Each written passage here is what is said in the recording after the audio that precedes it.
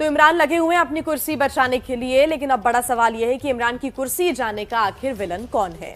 तो वही जिसके परम भक्त हैं इमरान, यानी कि चीन। जी हां, माना जा रहा है कि चीन के लिए इमरान अब सिरदर्द बन चुके हैं, क्योंकि वो राष्ट्रपति शी जिनपिंग का ख्वाब सीपेक के लिए अड़चन बनते जा रहे हैं। देखिए इस रिपोर्ट में। ये सीपेक पर 29 सितंबर 2021 को दिया गया इमरान खान का बयान है और ये इस महीने आई कुछ हेडलाइंस।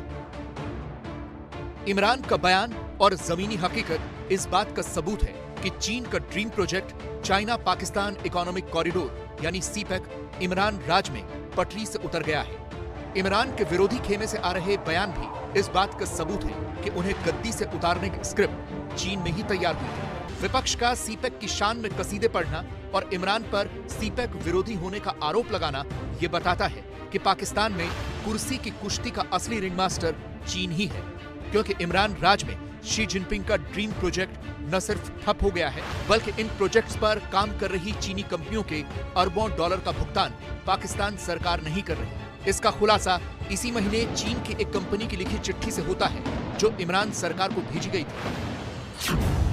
इस चिट्ठी में लिखा था, state grid operation of China की सीईटी इकाई जो पाकिस्तान में काम कर रही है, उसे अभी तक सिर्फ 875 करोड़ रुपए का भुगतान हुआ है, जिसके बाद पाकिस्तान की एनटीपीसी की देनदारी 1235 करोड़ रुपए की बनती है।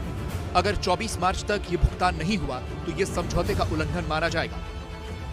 ये इमरान सरकार को चीन की एक कंपनी की धमकी है, लेकिन आंकड़े बताते हैं कि चीनी कंपनियों के अरबों रुपए इमरान सरकार में फंसे हुए हैं।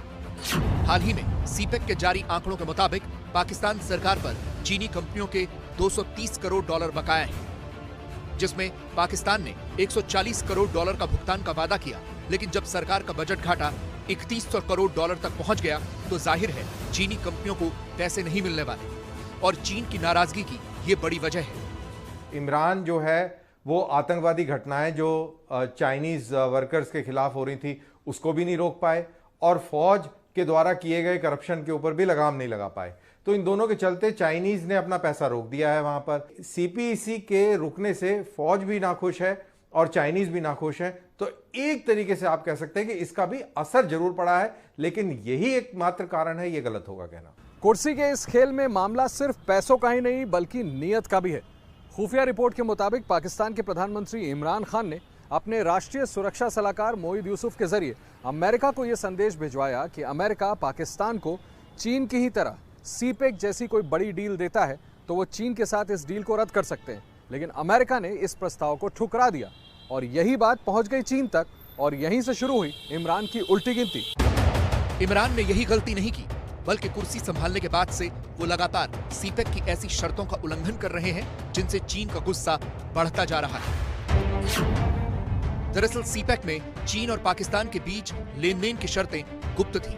समझौते के मुताबिक पाकिस्तान डील की डिटेल्स किसी अंतर्राष्ट्रीय एजेंसी से साझा नहीं कर सकता था, लेकिन कर्ज के लिए इमरान ने सीपेक की शर्तें आईएमएफ से साझा की। इमरान से चीन की नाराजगी की लिस्ट यहीं खत्म नहीं होती। इसकी वजह ये तस्वीरें भी हैं। इमरान के कुर्सी पर बैठने के बाद से पाकिस्तान में सीपेक विरोधी प्रदर्शन बढ़ गए हैं। खासकर बलूचिस्तान और सिंध में हालात बद से बदतर होते जा रहे हैं। इसी विरोध के चलते ग्वादर में सीपेक का काम शुरू होते ही रोकना पड़ा, क्योंकि यहाँ मछुआरों ने प्रोजेक्ट पर हमले शुरू कर दिए थे। इसके साथ ही सीपेक विरोधी मोर्चे में सिविल राइट्स कार्यकर्ता और सियासी दल भी आ गए हैं। पिछले साल से सीपेक में काम कर रहे चीनी कर्मचारियों पर हमले शुरू हो चुके हैं।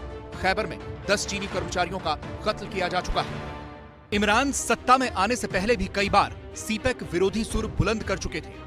हालांकि कुर्सी पर बैठते ही वो सीपेक के गुणगान गाने लगे, लेकिन ये भूल गए कि सीपेक चीन के राष्ट्रपति शी जिनपिंग का ड्रीम प्रोजेक्ट है, जिसमें अड़चन की कीमत उन्हें कुर्सी देकर चुकानी पड़ेगी।